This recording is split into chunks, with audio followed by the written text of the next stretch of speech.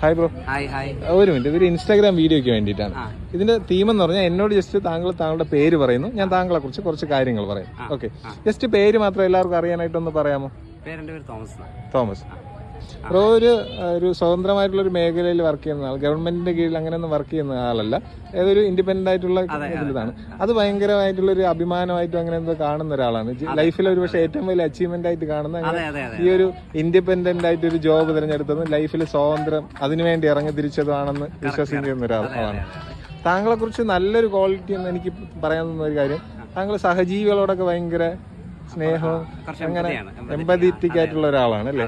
പുതിയ കാര്യങ്ങളൊക്കെ പഠിക്കാൻ ആഗ്രഹിക്കുന്ന ഒരാളാണെന്ന് അല്ലേ. പുതിയ കാര്യങ്ങൾ, പുതിയ അനുഭവങ്ങൾ, പുതിയ സ്ഥലങ്ങളെല്ലാം എക്സ്പ്ലോർ ചെയ്യാനും അറിയാനും ആഗ്രഹിക്കുന്ന ഒരാളാണ്.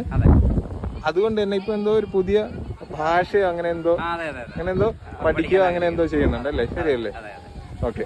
താങ്കൾ സഹജീവികളോടെല്ലാം സ്നേഹമുള്ള ആളാണെന്ന് പറയുമ്പോൾ തന്നെ താങ്കൾക്കൊരു പെറ്റ്, ഒരു വളർത്തുമൃഗം ഉള്ളതായിട്ട് മനസ്സിലാവുന്നുണ്ട്. ശരി, ഒരു കാര്യം ചെയ്യും, ഞാൻ ഒരു പെറ്റിനെ കുറിച്ച് ഞാൻ പറയാം. അതിന് മുമ്പ് ഒരു റാൻഡം ക്വസ്റ്റ്യൻ. താങ്കളൊരു കോറിഡോറിലൂടെ, ഒരു ഇടനാഴിയിലൂടെ നടക്കുന്നതായിട്ട് മനസ്സിലാലോചിക്കുക. ഇടനാഴി നടന്നു പോകുമ്പോൾ അവിടെ 2 ഡോറുണ്ട്. അതിൽ ഏതെങ്കിലും ഒരെണ്ണം ഓപ്പൺ ചെയ്യുന്നതായിട്ട് മനസ്സിൽ ഇങ്ങനെ വിഷ്വലൈസ് ചെയ്യുക, മനസ്സിൽ കാണുക. രണ്ടിനും 2 കളറുണ്ട്, ഒന്ന് റെഡും ഒന്ന് ബ്ലൂ. അതിൽ ഏതോ ഒരെണ്ണം ഓപ്പൺ ചെയ്യാണ്. ആ ഓപ്പൺ ചെയ്തതിന്റെ കളർ മനസ്സിൽ കാണുന്നുണ്ട്, റെഡ് ബ്ലൂ. ഇതിൽ ഏതോ ഒന്നാണ് ഓപ്പൺ ചെയ്തത്.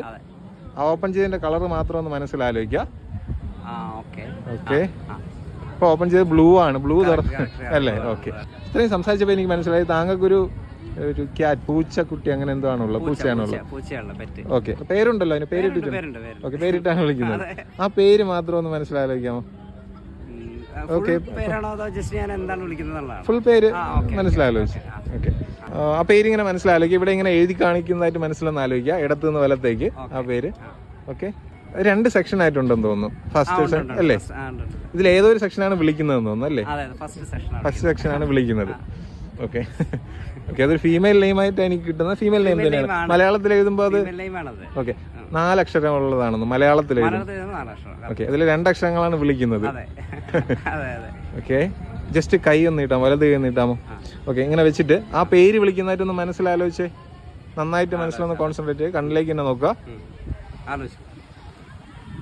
ഓക്കെ, എനിക്കൊരു ശബ്ദം ഇങ്ങനെ കേൾക്കുന്നുണ്ട്, ഏകദേശം ഇതുപോലെയാണ്. ചാരു, പൂർണ്ണ പേര് ചാരുലത, അങ്ങനെ എന്തെങ്കിലും.